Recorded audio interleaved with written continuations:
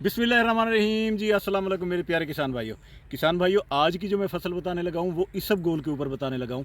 आज की अगर आप ये फ़सल जानना चाहते हैं तो ये फ़सल जो है 15 सितंबर से लेके 30 अक्टूबर तक ये काश्त हो सकती है। और अगर आप इसको काश्त कर लें तो ये रिवायती फ़सलों से हटकर फ़सल है, जैसे गंदम है, कपास है, उनसे हटकर है, या राया कनोला जो इन मौसमों में लगता है उनसे हटकर है। लेकिन ये ज़बरदस्त फ़सल है, बहुत कम खर्चे के अंदर आप इसमें से बहुत अच्छी अर्निंग कर सकते हैं। और अर्निंग कैसे कर सकते हैं, इस पर ख़र्चा कोई ज़्यादा नहीं है।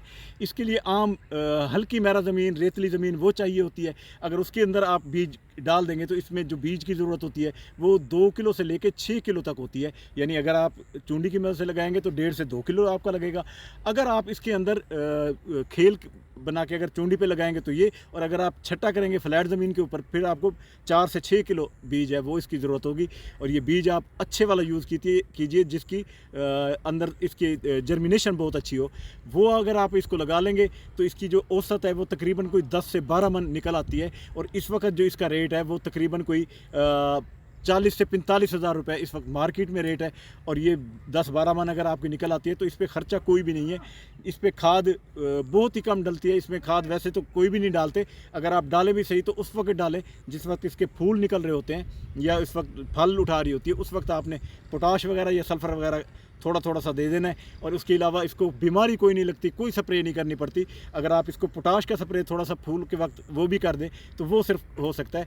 तो ये एक ऐसी फसल है जो आपको ज़बरदस्त किस्म की वो देगी। और इसके आबपाशी भी कोई ज़्यादा नहीं है, इसको 2 से 3 पानी के अंदर ये पक के तैयार हो जाती है।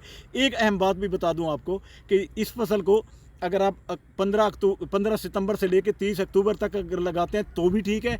अगर आपकी कोई फसल खड़ी है और आप इसको लगाना भी चाहते हैं तो ये दिसंबर और जनवरी में भी इसको काश्त कर सकते हैं। यानी अगर आपकी कोई फसल खड़ी है और आप इसी को काश्त करना चाहते हैं तो आप जनवरी में भी इसको काश्त कर सकते हैं। फिर भी ये मार्च अप्रैल में तैयार हो जाती है।